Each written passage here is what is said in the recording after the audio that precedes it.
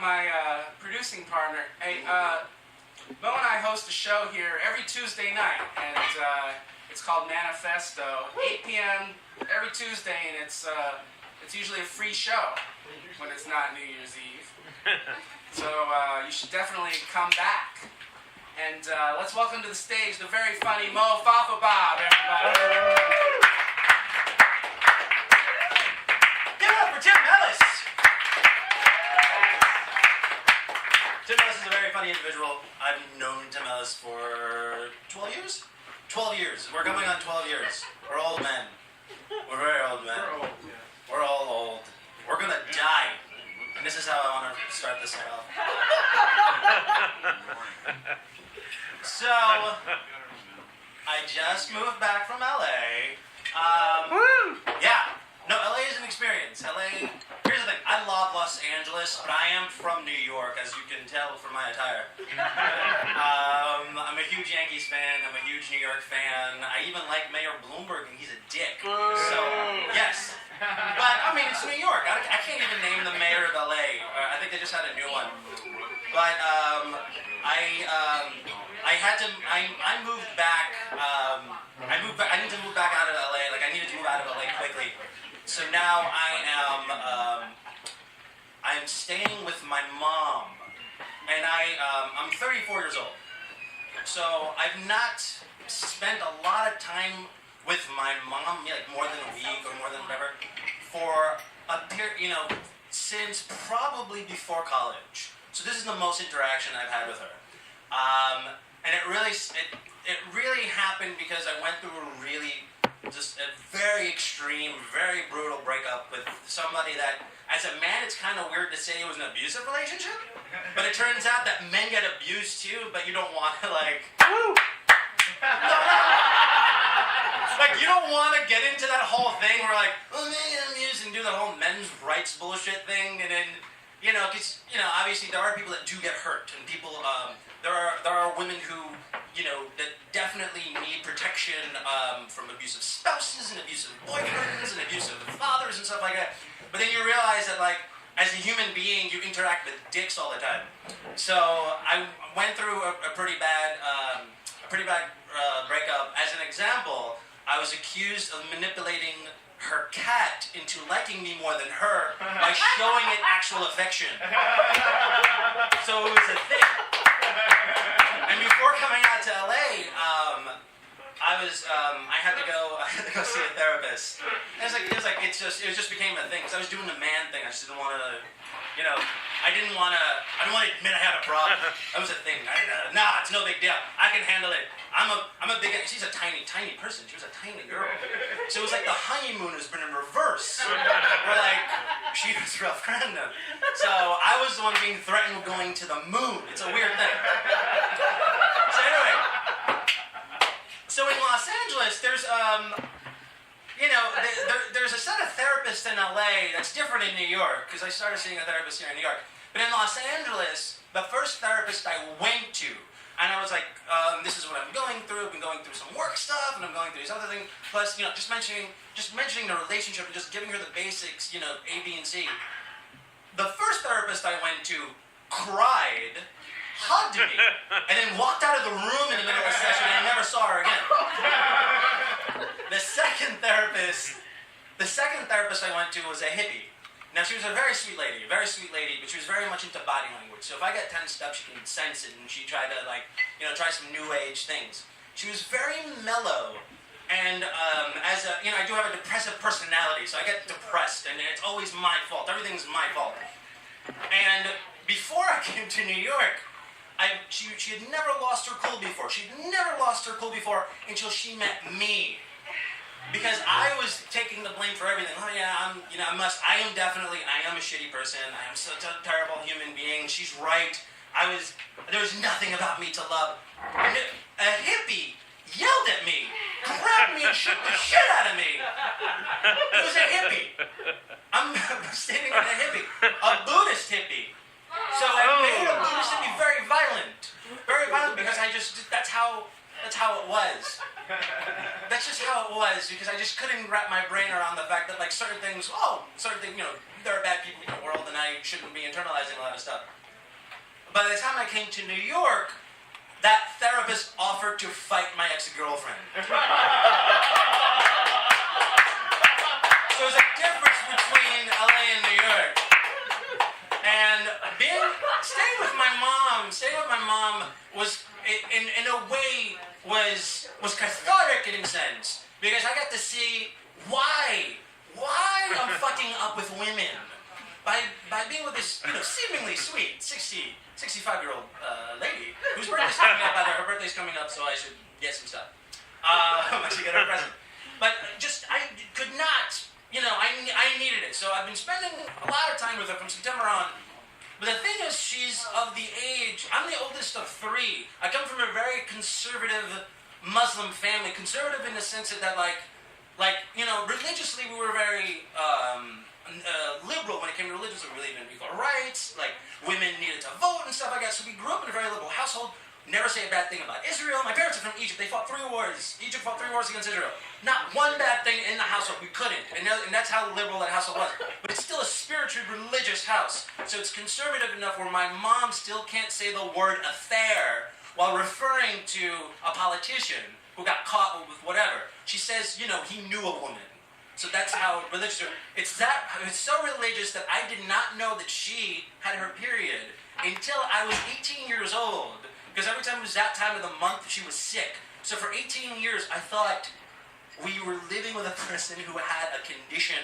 That she was sick. And I knew, here's the thing, I knew other women had periods. But for whatever reason, my mom never. So whenever she was going her thing, she was like, if anybody went to her and she wasn't feeling well, which I'm assuming was PMS, or whatever it was, because again, this is how warped I am.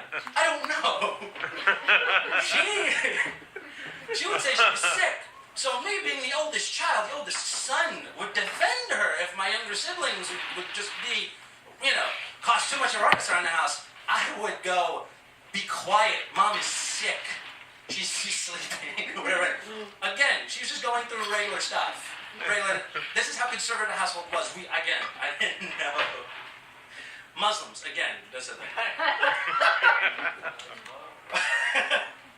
So, she's of that age where, I'm of the age where it's time for me to start giving her grandchildren. And the first thing that she begged me for when I came back to Los Angeles was to stop dating mean people, because she did not want me to have mean grandchildren. And it was a thing, it was a priority on her list. It's like, you date mean girls. So I don't want to have grandchildren running around being mean to me. And it's like, but I'll work on it. I think that's not it's an issue, but I think it should be like on the bottom of her priority list. So that's pretty much kind of just the relationship that I have with her. I mean, she's very much worried that I've never been with somebody that loved me, and she says it a lot, almost every day, where it's almost like a simple conversation and be like, hey, what would you like to have for dinner? But you know what? I'll have whatever else. I'll have whatever you're having. Whatever you're having. I'll cook it myself. I wish you were with somebody who loved you. I'll have the chicken, Mom. It's like, it's a thing. It's a thing that we have at our household. And being somebody of Middle Eastern descent, it's always been a little. It was rough before 9/11. 9/11 made it rougher. And it made it rough as much as when the worst. I'll tell you 2 things. The first time when I was like, oh, this is a different world we're living in after 9/11. I was going to my parents' homeland of Egypt, and they had to change flights in Saudi Arabia. And in Saudi Arabia, they randomly pulled me out of the line. Saudi Arabia. Most of the hijackers were from Saudi Arabia. They funded Al-Qaeda. They pulled me out of the line, and it was the most American I've ever been. Like, I was born here. I'm a Yankees fan. Everything was red, white, and blue. I love rock and roll and white women and stuff. But they pulled me out of the line, and it was the first time where I've never been. That day I was George Smith. The whitest white man. I demanded to see the ambassador. It was a weird thing. But it was a different world we're living in because they were very much paranoid about young Arab-looking guys. And that's kind of how it is. But moving on, tying it all together. Actually, the second thing was like, this is a problem. This is an issue. It's an issue. By the way, just going back because it leads up to this particular thing. Going back to the last girl, the last ex, she used my ethnicity against me, saying that any emotions I felt was a suicide bomber's emotion. So that's a true story. It's a true story, by the way. So moving back to 2006. 2006, I was seeing this girl, and this is how I'm gonna leave you guys with the story. I was seeing this girl, this very beautiful, very gorgeous girl. Her name was Courtney. Her name was Courtney Tish. Her family was rich. They came from somehow, I think they were connected to NYU, whatever not. So the Tish School of Arts and all that shit. That somehow they managed. So this young lady, I was dating for just 6 weeks. Now I need to, set up the story. Her family was from Maryland. They were from a very conservative part of Maryland. She was Jewish, but she was conservative in the sense that both her parents were lawyers for the Bush administration. So it's 2006. Remember, it was 2006, Bush administration. So we were dating. It was for me it was casual. So I would say if anything, in my head I was being a douchey guy about it. Not return phone calls. I was being a dick. And not rightfully so. I'm a terrible human being. But yes. So at some point she was like, listen, we need to talk. So we go. This is in New York City. So we go to this French brasserie. It's a small French brasserie on 6th Avenue. French roast. Anybody know it? No. Somebody's fancy. Somebody watches Sex and the City. So we go to this French brasserie, and we're sitting outside. It's late August on 6th Avenue. So again, it's 2006. It's 5 years after 9/11. 5 years after the terrorist attacks. 2006. So we're sitting outside, and she pulls out a 2-page letter, single-spaced, that she typed at work. Wow. With all the reasons why we couldn't be together. As it turns out, she had told her Jewish conservative parents that she was dating an Arab guy. And her parents told her the history of Arab terrorism from the year 600 AD to 2006. And she typed it out as basically like, this is why we can't continue dating. And I'm sitting there going, well, it's only been 6 weeks. It's not really that serious. It's not really that serious. They're going to just walk away anytime. But it was just a very interesting moment because she was confused. She was going, what if we have babies? What if we start having children? It's like, again, it's 6 weeks. It's too early to tell. It's too early to tell. For any human being, it's not a thing right now. So what if, and then throwing in some historical facts or historical inaccuracies, depending on where you stand.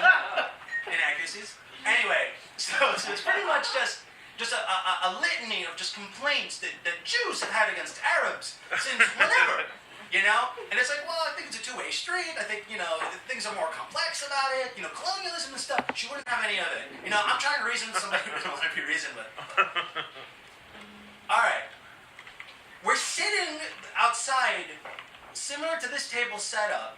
So we're sitting on the right side. So I'm sitting where this gentleman is. She's sitting right in front of me, reading the letter. This 2-page letter. This thesis as to why basically Arab people are terrible human beings. So next to us, unbeknownst to me, and at some point I started realizing what was going on. Next to me, at the table next to me, was Jon Stewart, host of The Daily Show, and his wife.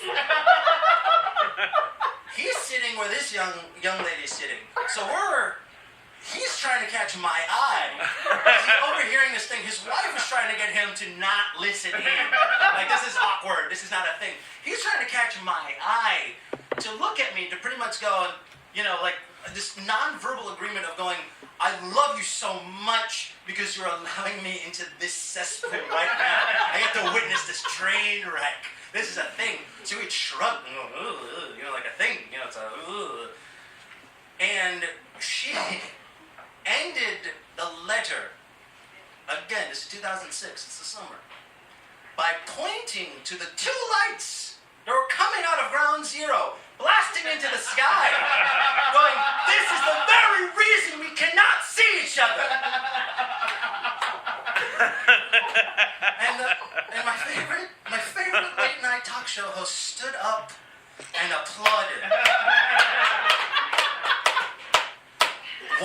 take a bow because this scene just happened. Much to his wife's embarrassment, she took him away, of course. Can I just say he didn't eat and wait, but that's pretty much it. That's all. Actually, that's all I know. Ladies and gentlemen, please give it up one more time.